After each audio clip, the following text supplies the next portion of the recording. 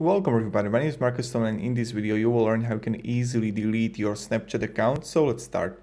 First, what you want to do is just go to your Chrome account or just Chrome browser, whatever, and right here in the Google Snapchat support. When you're here and when you got it, what you want to do is just click Snapchat support and now accept, contact us, and now what you want to do is click my account login and just right here, I want to delete my account. We're sorry to hear you like to delete your account, just log in to get started.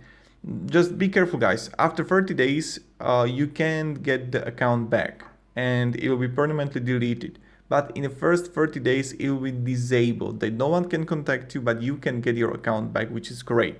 So just click here on login and just right here log into Snapchat, and then you can easily just delete it.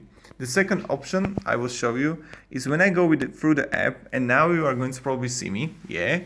And when I click here on my account, I will click on settings, and I'm going to click here on, where is it? I need help. Yeah, and I go with a contact us, my account login. I want to delete my account, login, the same process. And you can see delete account, oh snap, you're leaving us. And then you just continue and delete it. It's really simple, really cool. Thank you everybody very much for watching. Have a great day and see ya. Goodbye.